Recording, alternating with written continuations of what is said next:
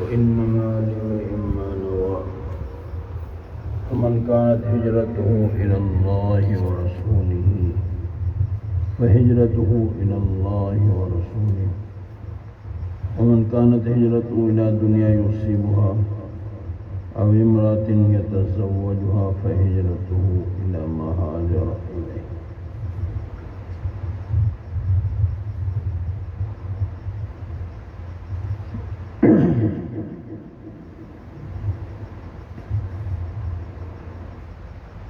اس حدیث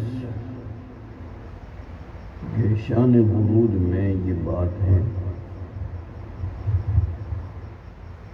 کہ ایک آدمی نے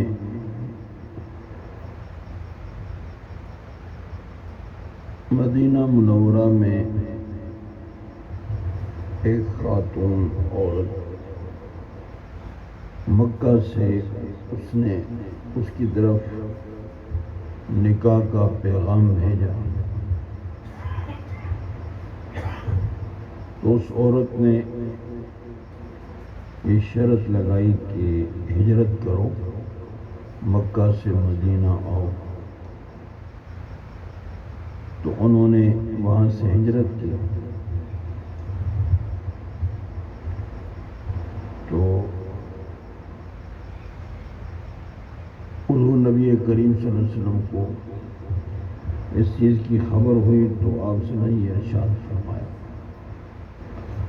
کہ ہجرت کا عمل جو ہے نا وہ اللہ کے لیے ہو، اللہ کے رسول کے لیے، یعنی اخلاص کے ساتھ ہو.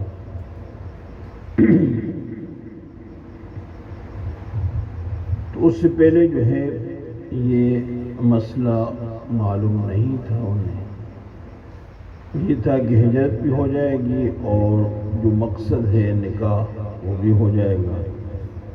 تو وہ دونوں چیزوں کو شامل کر دیا. تو آپ صلی اللہ علیہ وسلم نے مسئلہ بتا دیا کہ نہیں، عمل جو ہو نیک وہ خالص اللہ کی رضا کے لیے، اس میں دوسری کوئی چیز جو ہے نا شامل نہ ہو. تو جو اللہ اور رسول کے لیے ہجرت کرے گا یعنی اخلاص کے ساتھ، اس کی ہجرت اللہ رسول کی طرف ہوگی. اور جو شخص دنیا کی طرف ہجرت کرے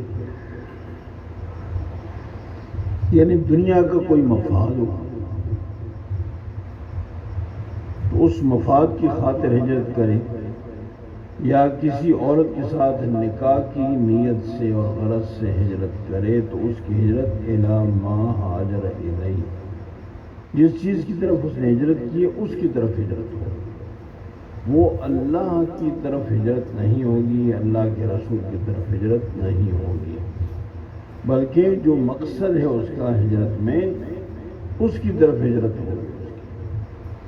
اب جو ہے یعنی مسئلہ معلوم ہو گیا کہ ہجرت کا عمل ہو یا کوئی اور عمل ہو تو اس میں انسان دنیا کے مفاد کو شامل ہے. دنیا کا مفاد اگر اس میں شامل ہو گیا تو وہ نیت خالص نہیں رہی، اللہ کی رضا کی نہیں رہی. اسی کی اخلاص جو ہے نا کہتے ہیں اس کو ہیں کہ یعنی اس کا لغوی جو معنی ہے وہ یہی ہے کہ اگر کسی چیز میں کسی چیز کی ملاوٹ ہو سکتی ہے تو اس کو ملاوٹ سے پاک رکھنا، اس کو اخلاص کہتے ہیں. مثلا دودھ ہے، اس میں پانی کی ملاوٹ ہو سکتی ہے، پاؤڈر کی ملاوٹ ہو سکتی ہے، تو یہ ملاوٹ نہ کرنا، اس کو اخلاص کہتے ہیں. تو ایسے دودھ کو کیا کہا جاتا ہے؟ خالص. خالص دودھ کا مطلب ہے کہ اس میں پانی کی ملاوٹ نہیں ہے، اس میں پاؤڈر کی ملاوٹ نہیں ہے، کسی چیز کی ملاوٹ، اس میں ملاوٹ سے پاک دودھ ہے، صاف ستھرا ہے، ملاوٹ سے تو ایسے دودھ کو خالص دودھ کہا جاتا ہے۔ تو اب اخلاص کا معنی شریعت میں کیا ہے؟ شریعت میں یہ معنی ہے اس کا، اور مطلب ہے کہ ہر چھوٹے بڑے نیک عمل میں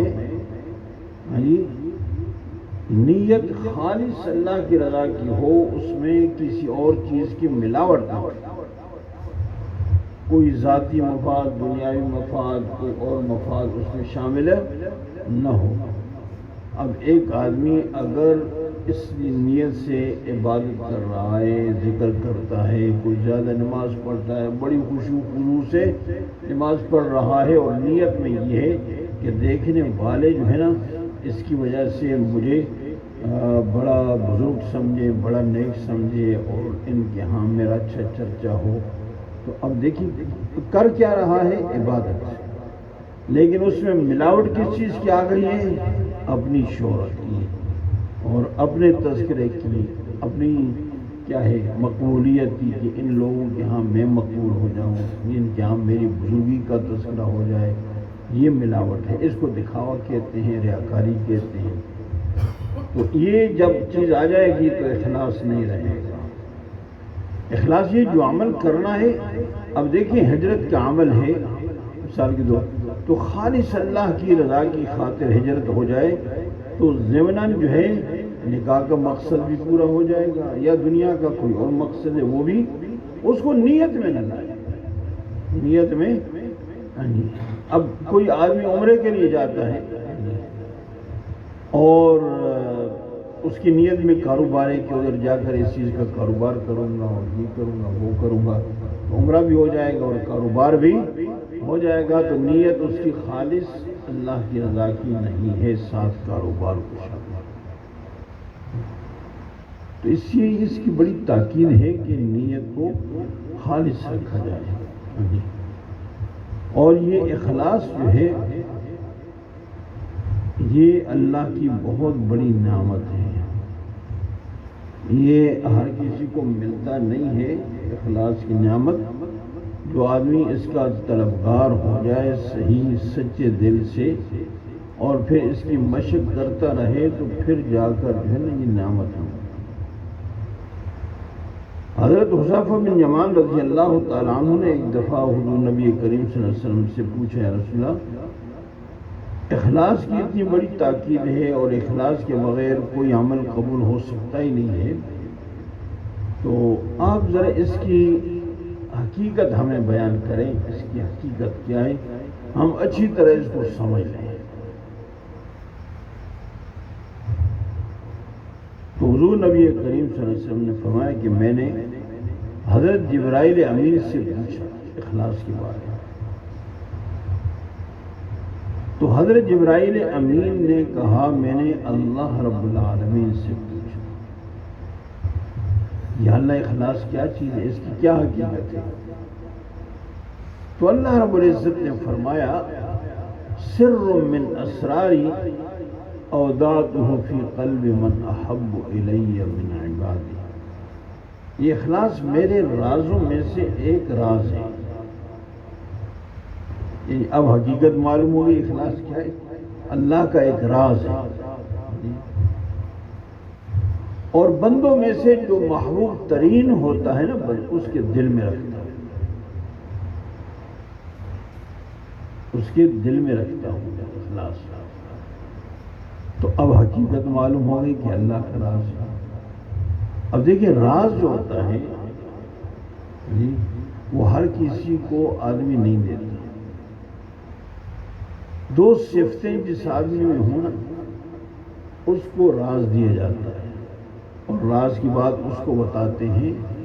اگر اپنے بیٹے کے اندر بھی وہ صفتیں نہ ہوں تو کوئی راز کی بات نہیں بتاتے۔ ایک یہ کہ جو آدمی رازدان ہو وہ سمجھے کہ یہ راز کی بات ہے، اور دوسرے کہ وہ رازدار ہو، راز کو راز میں رکھ بھی سکے، رازدان بھی ہو اور رازدار بھی ہو، تو آدمی اس کو یہ راز کی بات بتاتا ہے کہ یہ راز ہے، کیونکہ وہ سمجھتا ہے کہ یہ رازدار ہے، راز کو راز میں رکھ سکتا ہے۔ تو راز تو وہ ہوتا ہے کہ جو انسان کے ساتھ قبر میں جائے. راز تو اسی کو کہتے ہیں، ایسے رازدار انسان. اب یہ چیز اگر انسان کا اپنا بیٹا رازدار نہیں ہے تو اس کو بھی راز کی بات کوئی نہیں بتاتا. تو جب اللہ نے اخلاص کو اپنا راز کہہ دیا کہ یہ میرا راز ہے، تو ہر کسی کو یہ ملتا نہیں ہے. بندوں میں سے جو محبوب ترین ہوتا ہے نا، اس کو ملتا ہے یہ راز اس کے دل. اب دیکھیں نا کہ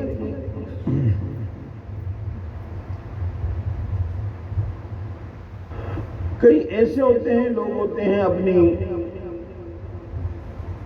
جو ہے بزرگی کا چرچا چاہتے ہیں ہو، کسی طریقے سے ہو. اب جو چاہے میری بزرگی کا تذکرہ ہو، سمجھو اس میں اخلاص نہیں. وہ اپنے تہجد کا ذکر کرے گا، اپنی عبادات کا ذکر خود نہیں کرے گا تو کسی مرید کے ذمہ لگ جائے گی بات کہ بھائی یہ بات ایسے پھیلا دو تاکہ یہ میرے اس عمل کا جو ہے نا وہ چرچا ہوتا ہے. میں اتنی وہ ادھر خیبر پختونخوا میں پیر سباگ ایک قصبہ ہے، اس میں ایک بزرگ تھے. تو وہ بزرگ تھے، ٹھیک تھے. اب پیچھے جو ہے نا وہ اپنی جانشین اولاد کو بنا گئے. اب وہ چیز روحانیت اولاد میں نہیں تھی، یعنی نہ اہل کو وہ مسند دے گا جو جس کا وہ اہل نہیں تھا. اب ظاہر ہے اس کے پاس وہ روحانیت تو ہے نہیں، اور جو اس کے بڑوں کا حلقہ ہے اس کو سنبھالنا بھی ہے، قابو بھی کرنا ہے، سمجھا گیا ہے. تو اب اس نے کیا طریقہ اختیار کیا جناب؟ اس نے انعامات رکھ دیے کہ جو سال میں یہ 1 کروڑ مرتبہ درود شریف پڑھے گا اول انعام پوزیشن میں آئے گا، اس کا انعام ملے گا. جو اتنی مرتبہ پڑھے گا اس کو دوسرے نمبر کا انعام ملے گا. تو جو اتنی مرتبہ پڑھے گا اس کو اتنی مرتبہ کا انعام ملے گا. اب درود شریف کو انعام والی چیزیں اتنی کروڑوں، یہ ہے ڈرامہ بازی اس کو کہتے ہیں. یہ بزرگی میں ڈرامہ بازی چلاتے ہیں. اب عام لوگ ہیں وہ تو کہتے ہیں کہ بڑی ہمارے پیر صاحب نے بڑا عجیب کام شروع کر دیا، ہم نے اس وجہ سے سال میں 1 کروڑ مرتبہ جو ہے نا درود شریف اور پہلا انعام دیا. اب جس وقت اس نیت سے پڑے گا کہ میں نے انعام لینا اور مجمع کے اندر مجھے انعام اس پر ملے گا کہ سال کے اندر اس نے 1 کروڑ مرتبہ درود شریف پڑھا ہے، تو بتاؤ اس نیت سے اللہ کے ہاں سے کچھ ملے گا؟ کچھ نہیں ملے. اس طرح مطلب ہے کہ وہ ایک ڈرامہ بازیاں بناتے ہیں نا لوگ. جہاں کچھ ہوتا ہے نا وہاں سے لینا، وہاں کا معلوم کرنا بڑا مشکل ہوتا ہے. اللہ والوں کے سینے سے ان کی باتیں نکالنا اور معلوم کرنا یہ بڑا مشکل ہوتا ہے. ان کا سینہ اتنا جو ہے وہ سمندر ہوتا ہے کہ وہاں سے کوئی بات نکال نہیں سکتا. جہاں کچھ ہوتا ہے اور جہاں کچھ نہیں ہوتا نا وہاں پر یہ چیزیں ہوتی ہیں، وہاں پر یہ چیز ہوتی ہے. وہ اتنی مرتبہ ذکر کیا، اتنی مرتبہ یہ کیا، اتنی مرتبہ جہاں یہ چیزیں ہوں سمجھو کچھ بھی نہیں ہے یہاں. تو یہ اخلاص تو ہر آدمی کو نہیں ملتا. رازدان بھی ہو، رازدار بھی. بھائی تہجد پڑھتا ہے، کچھ بھی کرتا ہے، وہ اللہ تعالیٰ توفیق دے دے کسی نیک عمل کی، تھوڑا یا زیادہ کر لیا، اللہ کے لیے کیا ہے، بس راز میں رہے. کوئی مصلحت کسی وقت ہوتی ہے، کوئی بتانے کی کسی مصلحت کے ساتھ کسی حکمت، وہ ایک الگ چیز ہوتی ہے. وہ ہمیشہ ہوتی نہیں، ہر وقت ہوتی نہیں ہے.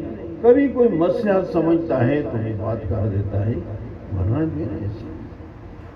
اور جہاں یہ چیزیں ہو نا وہاں سب کچھ بھی نہیں ہے، وہاں سے اللہ نہیں ملے گا.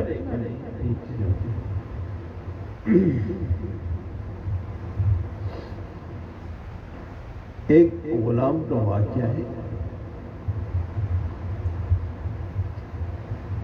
بہت نیک انسان تھا. وہ رات کو عبادت کرتا تھا، دن کو اپنے مولا کی خدمت کرتا تھا. تو ایک دن اس کا جو آقا تھا نا مولا، اس نے اس کی وہ دعا جو کر رہا تھا وہ سن لی رات کو.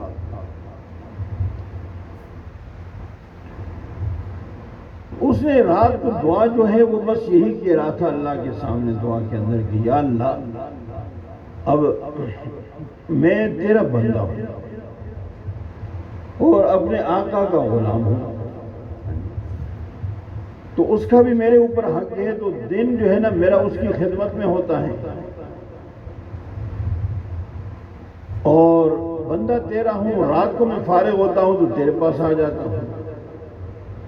تو اگر میرا دن بھی فارغ ہوتا نا، میں غلام نہ ہوتا اور میں اپنے آقا کی خدمت میں نہ ہوتا، تو میرا دن فارغ ہوتا تو میرا دن بھی تیرے پاس ہوتا. تو بس وہ دعا میں یہی کہتا ہے کہ یا اللہ تیرا بندہ ہوں اور رات میرے پاس فارغ ہے، میں تیرے پاس آ جاتا ہوں اور میں اس کا غلام ہوں، دن کو اس کی خدمت میں لگا رہتا ہوں. میرا دن فارغ نہیں ہے ہوتا تو میرا دن بھی تیرے پاس ہوتا ہے. یہ اس کی آقا نے یہ اس کی دعا سنی. جب صبح ہوئی تو اس کو کہتا ہے یہ رات کو تو کیا کہہ رہا تھا، میں تجھے آزاد کرتا ہوں، تو اپنا دن بھی جو ہے نا رب کو دے دے. اب غلام تھا بڑا خوش ہو جاتا کہ میری آزادی مل گئی ہے، مزے ہو گئے ہیں، یہ ہو گیا وہ ہو گیا. لیکن اخلاص تھا نا، وہ راز تھا. رات کو رب کے پاس جا کر اس طرح کی دعائیں کرنا وہ ایک راز تھا اس کا. اب راز پر جو ہے وہ مطلب اس کا مولا آقا خبر ہو گیا. اب بجائے اس کے کہ وہ خوش ہوتا کہ میں آزاد ہو گیا، اس نے اللہ کے سامنے ہاتھ اٹھائے، یا اللہ آج تک تو میرا یہ عمل جو ہے نا راز میں تھا، میرے اور تیرے درمیان تھا، اب یہ راز کھل گیا ہے، اب میں آگے زندگی نہیں چاہتا، مجھے اپنے پاس بلا دیا. تو بس اسی وقت روح پرواز کرا. اس کو کہتے ہیں اخلاص. یعنی جب انسان کے دل میں اخلاص اللہ تعالیٰ دے دیتے نا، پھر اس کے لیے جلوت خلوت جو ہے نا وہ برابر ہو جاتی ہے، اور دل جو ہے اس کا اللہ ہی کی طرف متوجہ رہتا ہے. اب صحابہ کرام رضی اللہ تعالیٰ عنہ اجمعین، یعنی پوری جماعت ہر صحابی، ان کی شان یہ بن گئی، حضور نبی کریم صلی اللہ علیہ وسلم کی صحبت کی برکت سے اتنا تزکیہ ہو گیا، جیسے رات حضرت نے فرمایا ان کا باطن اتنا صاف ستھرا ہو گیا، ہاں جی، کہ اللہ نے خود فرما دیا وَزَيَّنُوا فِي قُلُوبِكُمْ، ہاں جی، اللہ نے تمہارے دلوں کو ایمان سے مزین کر دیا ہے. کفر، فسوق، عصیان کی نفرت اللہ نے فرمایا. اب صحابہ کے اخلاص ایسا ہے کہ خود اللہ کی شہادت جو ہے ان کے اخلاص پر ہوتا ہے. اللہ نے فرما دیا یبتغون فضلا من اللہ ورضوانا، یہ اللہ کے فضل اور خوشنودی کے سوا کچھ بھی نہیں چاہتے. ان کا مقصد صرف اللہ کو چاہنا کہ ہمیں اللہ ملے، اللہ چاہتے. یریدون وجہ، یہ اللہ کی ذات کو چاہنے والے. ایسے ہوا نہیں کہ مکہ المکرمہ میں جب آپ صلی اللہ علیہ وسلم تھے تو دور دراز سے آئے ہوئے صحابہ، حضرت مقداد، حضرت صہیب، حضرت بلال حبشی، یہ جو صحابہ دور دراز سے آئے تھے نا، غریب بھی تھے اور وطن بھی اپنا نہیں تھا، تو حضور صلی اللہ علیہ وسلم کے پاس ہر وقت بیٹھے رہتے تھے. تو مکے کے سرداروں نے ایک دفعہ حضور صلی اللہ علیہ وسلم سے کہا کہ محمد صلی اللہ علیہ وسلم، ہمارا دل چاہتا ہے کہ ہم آپ کے پاس بیٹھیں اور آپ کی بات سنیں، لیکن یہ غریب طبقے کے لوگ جو ہے نا، یہ مسافر غریب، یہ بیٹھے ہوتے ہیں تو پھر ہم ہم سردار ہیں، ان کے ساتھ بیٹھنا ہماری شان کے خلاف ہے جی، تو اگر آپ ان کو اٹھا دیا کریں تو ہم بیٹھ کر آپ کی بات کو سنیں گے۔ ان کو اپنی سرداری پر گھمنڈ، ہاں جی، ان کی غربت اور اس چیز کو وہ حقیر سمجھا۔ تو حضور نبی کریم صلی اللہ علیہ وسلم نے ان کی بات پر غور کیا، سوچا، تو آپ صلی اللہ علیہ وسلم کے خیال میں یہ بات آئی کہ یہ تو ہے میرے صاحب، تو اگر میں ان کو تھوڑی دیر کے لیے کہہ دوں تم باہر چلے جاؤ جی، تو یہ مکے کے سردار، ان سے بات کروں ان میں سے کسی کو ہدایت ہو جائے، تو اب تو ان کے اندر یہ تکبر غرور موجود ہے نا سرداری کا، ان کے ساتھ ہم نہیں بیٹھ سکتے، جب ہدایت ہو جائے گی تو پھر انہی سے محبت کریں گے، تو یہ اندر سے یہ چودراہٹ جو ہے نا یہ نکل جائے گی۔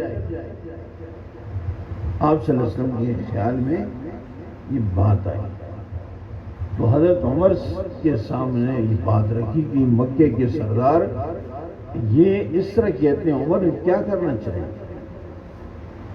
تو حضرت عمر نے عرض کیا سے ایک دفعہ کر کے دیکھ لیں کہ واقعی وہ آپ کی بات سننا چاہتے ہیں یا ان کے ساتھ استہزاء کرنا چاہتے ہیں، یعنی یہ صحابہ غریب صحابہ نا، ان کی تحقیر تذلیل مقصود ہے انہیں، یا کہ واقعی آپ کی بات سننا چاہتے ہیں، ایک دفعہ کر کے دیکھیں۔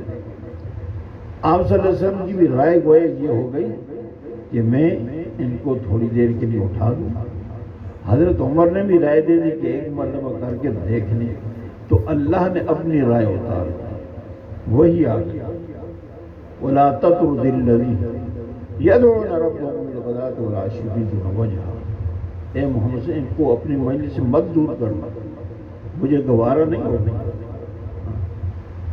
ان کو اپنی مجلس سے اٹھانا ان کی وجہ سے مجھے گوارا نہیں ہونا۔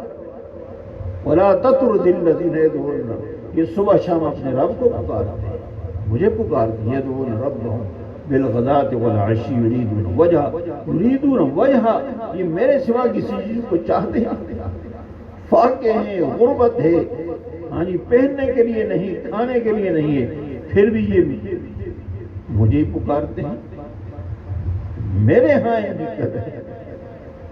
یہ سردار ہیں تو ہیں، آئیں گے سنیں گے اپنا فائدہ ہے، نہیں آئیں گے نہیں کریں گے اپنا نقصان کریں گے، یہ کیا مطلب ہے ان کو اٹھاؤ ہم بات سنتے ہیں سمجھتے ہیں۔ لیکن اخلاص اللہ نے بیان کر دیا، یریدون وجہہ، یہ میری ذات کے تعلق، یہ ایسی بات ہے یریدون وجہہ، ہاں جی، اکثر میں اس پہ ایک واقعہ جو ہے نا بیان کرتا ہوں، پھر یہ بات اچھی طرح سمجھ آ جاتی ہے اس واقعہ سے۔ محمود جو تھا بادشاہ، تو اس کا ایک غلام تھا ایاز، تو محمود کو اس کے ساتھ بہت زیادہ محبت تھی،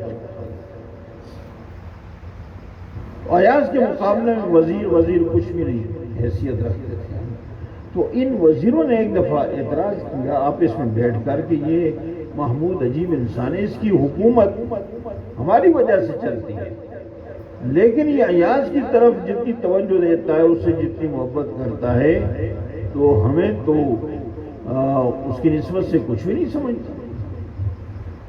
تو محمود کو یہ بات پہنچی، اب وہ تھا بڑا سمجھدار، تو ایک دفعہ ایسے ہوا کہ شاہی محل کی زینت ایک ہیرے جواہرات کا بنا ہوا گلاس بادشاہ کی میز کے سامنے پڑا، اب سارے وزیر موجود ہیں، تو محمود کہتا ہے ایک وزیر کو اس گلاس کو پکڑو توڑ دو، وہ بہت قیمتی گلاس ہیرے جواہرات کا بنا ہوا گلاس، اب وہ سوچتا ہے یہ بادشاہ کو کیا ہوگا، وہ بھی سوچ میں پڑ گیا، دوسرے کو کہا وہ بھی سوچ میں پڑ گیا، اس طرح جس وزیر کو بھی کہتا ہے وہ سوچ میں پڑ گیا یہ کیسا حکم ہے، تو ایاز کا نمبر آ گیا آخر میں، ایاز کو کہا ایاز اس کو توڑ، اس نے ایک پتھر نیچے رکھا، دوسرے اوپر سے مارا اور توڑ دیا، دیر ہی نہیں لگا، محمود نے ڈانٹ کر کہا یار یہ کیا کر دیا تم نے، اتنا قیمتی گلاس توڑ دیا تم نے؟ تو ایاز نے کہا محمود تیرے حکم کے سامنے اس کی کوئی حقیقت نہیں، میرے لیے جو کچھ ہے تیرا حکم ہے، تو نے حکم دیا ہے بس ٹھیک ہے، اس کے سامنے گلاس کی کیا ہے؟ اب دیکھیں صحابہ کرام رضی اللہ تعالیٰ عنہ کی شان دیکھی، مرد تو مرد ہے، عورتوں کی شان دیکھی۔ جہاد کے لیے اعلان ہوتا ہے کہ جہاد کے لیے جانا ہے، تو ایک صحابی جو ہے نا اپنے معصوم گود والے بچے کو پیش کر آپ صلی اللہ علیہ وسلم مسکراتے ہیں اور فرماتے ہیں کہ ہم جہاد کے لیے جا رہے ہیں، جوانوں کی ضرورت ہے، کہ بچہ ہے اس کو کیا جہاد ہے؟ یا رسول اللہ جوان جو تھے نا وہ پہلی جنگوں میں شہید ہو گئے، اب یہی ایک بچہ ہے گود، آپ اس کو قبول کریں اور ایک درخواست ہے وہ بھی قبول کریں، مجاہد کے ہاتھ میں اس کو دیں اور اس مجاہد سے کہیں جب تیر دشمن کا اس کی طرف آئے میرے بچے کو آگے کریں، یہ شہید ہو جائے۔ کل قیامت میں اللہ کے دربار میں یہ عرض کر سکے کہ یا اللہ تیرے حبیب کے اشاروں پر ایسے لال بھی ہم نے قربان کیے۔ حضرت خنسہ رضی اللہ تعالی عنہ 4 جوان بیٹے، ان کو جہاد کے لیے تیار کیا، جس وقت ان کو روانہ کرتی ہیں تو ان سے فرماتی ہیں دیکھو تم اپنے باپ کے بیٹے ہو، میرے سینے سے تم نے دودھ پیا ہے، اگر تم میں سے کسی نے دشمن کا تیر پشت پہ کھایا تو میں دودھ معاف نہیں کروں، سینے پہ تیر کھانا۔ 4 بیٹے شہید، خبر ملتی ہے کہ 4 بیٹے تھے شہید ہو گئے، کوئی رونا دھونا نہیں ہے، کہتی ہے الحمدللہ الذی اکرمنی بشہادتہ، ساری تعریف ہے اس اللہ کے لیے جس نے مجھے یہ عزت بخش دی، میں 4 شہید بیٹوں کی ماں بن گئی۔ لیکن تو اب جب اس نے توڑ دی، اسے کہا تیرا حکم سب کچھ ہے ہمارے لیے، صحابہ کے لیے یہ تھا بس اللہ کا حکم ہے سب کچھ ہمارے، جو ہوتا ہے ہو جائے، گھر بار چھوڑنا پڑتا ہے چھوڑ دیں۔ یہ کل کے درس سے میں شروع کروں گا کہ مہاجرین صحابہ کی تعریف اللہ تعالیٰ کس انداز پہ کرتے ہیں، یہ کیسے لوگ ہیں۔ اب اس نے ایک دفعہ ایسے ہوا پانی کا حوض تھا تو وزیر کو حکم دیتا ہے کہ اس میں چھلانگ لگاؤ، لیکن کپڑے جو ہے نا وہ گیلے نہ ہوں، کپڑوں کو بچا کے رکھنا پانی سے۔ اب عجیب حکم ہے پانی میں چھلانگ لگا اور کپڑے جو ہے نا خشک رہیں، کیسے ممکن ہے؟ ایک وزیر بھی سوچتا ہے، دوسرا بھی سوچتا ہے، ایاز کا نمبر آتا ہے، ایاز نے چھلانگ لگا، باہر نکلا تو کپڑے گیلے، ایاز جی میں نے کیا کہا؟ محمود پہلا حکم چھلانگ کا تھا، یہ دوسرا حکم تھا کپڑے بچانے کا پانی سے، تو یہ چھلانگ لگانا میرے اختیار میں تھا وہ میں نے کر دیا، کپڑوں کو بچانا میرے اختیار میں نہیں تھا، اس میں بے بس۔ ایک محمود بیٹھا ہوا ہے، سارے وزیر بیٹھے ہوئے ہیں اور اس کے پاس بہت زیادہ اشرفیاں پڑی ہوئی تھیں اور ایاز جو ہے نا پنکھا جل رہا تھا تو محمود نے ایسی اشرفیاں بکھیر دی ان کے سامنے، سب کے سامنے، کہ جس اپنے لیے جو چنتا ہے جمع کرتا ہے جمع کر لے، جس کے بعد جس نے جتنی جمع کر لی اسی کی ہو جائے گی۔ ایک وزیر بھی جو ہے اسے جمع کر رہا ہے، دوسرا بھی کر رہا ہے، ایاز اطمینان سے پنکھا جل رہا ہے، اشرف کی طرف دیکھتا بھی نہیں، اور محمود نے کہا یار یہ دیکھو یہ کچھ اپنے لیے جمع کر لیا، اس نے محمود پہ ہاتھ رکھ دیا، انہوں نے کہا مجھے اشرفیوں کی ضرورت نہیں، مجھے خزانے والے کی۔ تو محمود نے وزیروں کو سمجھا کہ اب بتاؤ ایسے شخص سے میں محبت نہ کروں تو کس سے کروں؟ بالکل اس واقعے کی آپ سمجھیں، قرآن پڑھیں، دیکھیں کہ اللہ رب العزت صحابہ کی کیسے تعریف کی۔ اب یہ دیکھو غریب صحابہ پر انہوں نے اعتراض کیا، ہاں جی، اور آپ صلی اللہ علیہ وسلم کا یہ خیال ارادہ بن بھی گیا، اللہ نے فرما دیا مجھے گوارا نہیں ہوگا ان کو اپنی مجلس سے، یہ میرے سوا دیکھتے نہیں ادھر ادھر،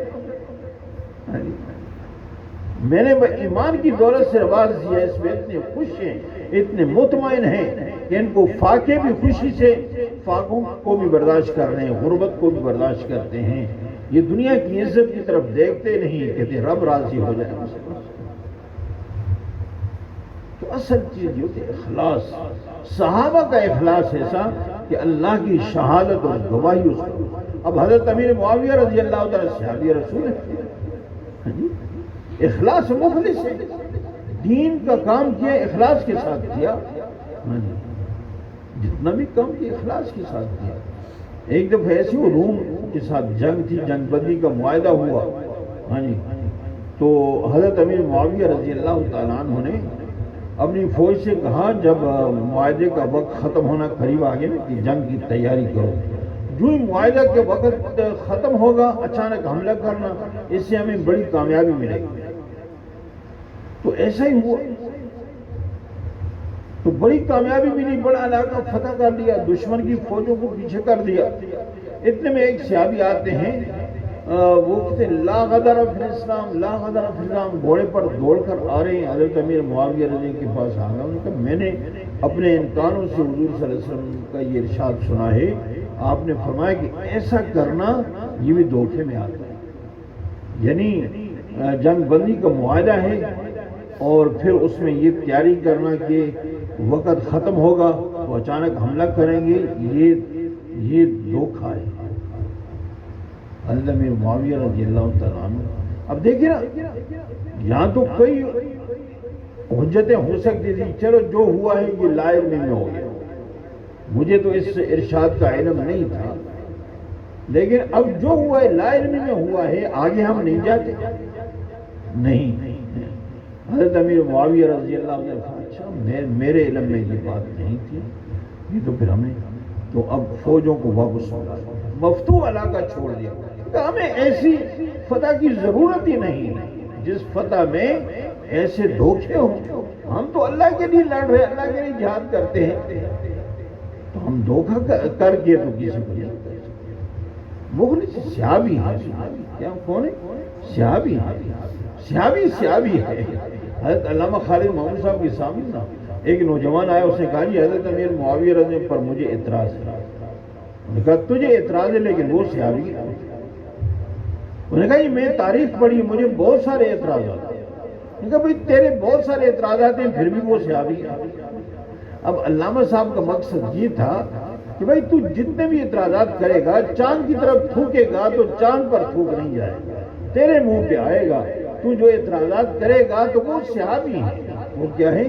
صحابی ہیں، تیرے اعتراضات جو ہیں وہ تیری طرف بھی آ جائیں گے، صحابی تک وہ نہیں پہنچ سکتے۔ صحابی ہے، سمجھا گے نہیں آئی؟ اللہ کے نبی سے فیض پانے والا ہے، جب اللہ کے نبی سے فیض پانے والا وہ اگر مخلص نہیں ہے تو آج کا یہ محمد علی مرزا جو ہے یہ مخلص ہو گئے؟ کتنا بکتا ہے حضرت علی معاویہ، بغض ہے اس کے اندر، باقی انشاءاللہ